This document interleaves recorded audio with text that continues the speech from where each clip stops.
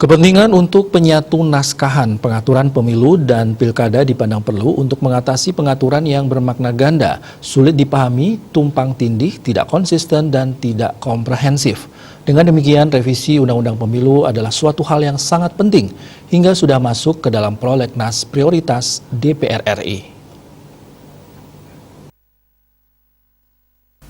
PJ Hukum BPS Provinsi Bali IKD Hendra Artana Putra menyampaikan draft revisi terhadap Undang-Undang Pemilihan Umum, Undang-Undang Pemilu mengatur rencana pelaksanaan pemilihan kepala daerah pilkada serentak pada 2022 dan 2023. Hal tersebut berbeda dari undang-undang sebelumnya, yaitu pelaksanaan pilkada serentak di seluruh provinsi, kabupaten, dan kota digelar pada 2024 mendatang, bersamaan dengan pemilihan presiden dan wakil presiden, anggota DPR, DPRD, dan DPD. Penyusunan suatu norma, khususnya norma hukum kepemiluan, tidak semata-mata mendasarkan pada aspek dinamika politik. Hal paling dasar dalam pembentukan suatu norma atau peraturan perundang-undangan secara hierarkis tidak boleh bertentangan dengan peraturan perundang-undangan yang lebih tinggi dan harus berdasarkan asas-asas pembentukan peraturan perundang-undangan yang baik, antara lain asas keadilan, asas kesamaan dalam hukum dan pemerintahan, asas ketertiban dan kepastian hukum, atau asas keseimbangan, keserasian, dan keselarasan.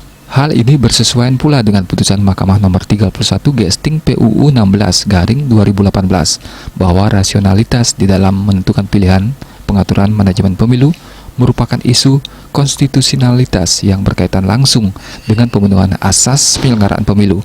Rumusan norma yang mengarah kepada election management yang rasional dan terukur merupakan perwujudan dalam upaya pemenuhan asas pemilu yang langsung, umum, bebas, rahasia, jujur, dan adil untuk dilaksanakan oleh penyelenggara pemilu. Apabila dilakukan pilkada 2022 sesuai draft revisi Undang-Undang Pemilu, terdapat 101 wilayah yang melakukan pilkada pada 2017 lalu yang meliputi 7 provinsi, 18 kota, dan 76 kabupaten. Apabila revisi ini jadi dilakukan, tentunya dalam melaksanakan pilkada 2022 banyak hal yang harus disiapkan dengan ketersediaan waktu yang tidaklah banyak, mulai dari menyiapkan peraturan turunan, anggaran, kesiapan daftar pemilih tetap, kertas suara, sarana prasarana lainnya, kesiapan petugas, dan tentunya situasi pandemi COVID-19. Penting diingat, proses lahirnya suatu perundang-undangan tidak boleh dilahirkan secara tergesa-gesa untuk kepentingan sesaat yang memiliki kualitas buruk dan tidak sesuai dengan kebutuhan masyarakat. Bali Pos melaporkan.